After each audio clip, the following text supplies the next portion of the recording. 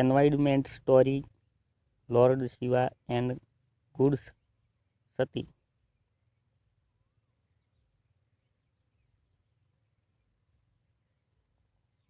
ભગવાન શિવ અને દેવી સતી.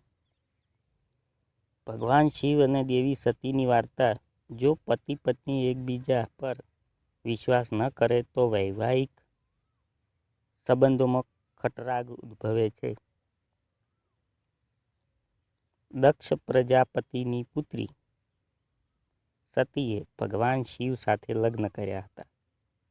દક્ષ શિવજીને પસંદ નહોતા કરતો અને શિવજીનું અપમાન કરવાની એક પણ તક છોડતા ન હતા. રામાયણનો એક પ્રસંગ છે. એક દિવસ શિવજી રામકથા સાંભળીને સતી સાથે પાછા ફરી રહ્યા હતા. આ ઘટના ત્યારે બની હતી જ્યારે રાવણે સીતાનું અપહરણ કર્યું હતું. રામ સીતાથી વિખૂટા પડી ગયા હતા, દુઃખી હતા અને સીતાને શોધતા હતા. જ્યારે શિવજી અને સતીએ શ્રી રામને જોયા ત્યારે શિવજીએ કહ્યું કે શ્રી રામની કથા સાંભળીને આપણે અહીં એ જ શ્રી રામને જોયા છે. ભગવાન શિવે દૂરથી ભગવાન રામને પ્રણામ કર્યા અને દેવી સતીને પણ શ્રી રામને નમન કરવા કહ્યું.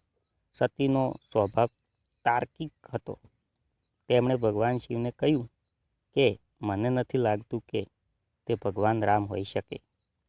તેઓ સામાન્ય માનવીની જેમ રડી રહ્યા છે.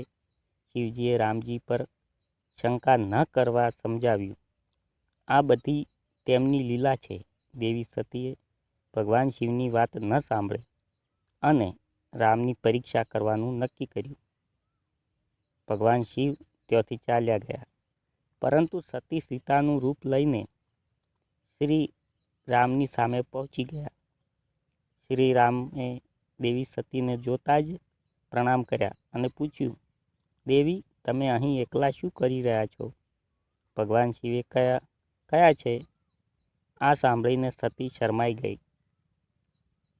આ પછી તે ભગવાન શિવ પાસે પહોંચી. જ્યારે ભગવાન શિવે ધ્યાન કર્યું ત્યારે તેમને સમજાયું કે સતીએ તેમના પ્રિય રામની કસોટી કરી છે.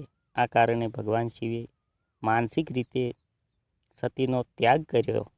આ ઘટનાના થોડા સમય પછી દેવી સતીએ પિતા દક્ષના ઘરે યજ્ઞકુંડમાં કૂદીને આત્મવિલોપન કરીને પોતાનો દેહ ત્યાગ કર્યો.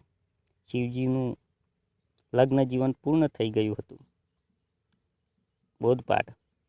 આ વાર્તાની શીખ છે કે પતિ પત્નીએ એકબીજા પર વિશ્વાસ કરવો જોઈએ. જો આ સંબંધોમાં વિશ્વાસ નહીં હોય તો સંબંધોનો તાલમેલ બગડે છે. તાલમેલ વિના આ સંબંધો લાંબો સમય ટકી શકતા નથી. જય શિવશંકર. હર હર મહાદેવ હર.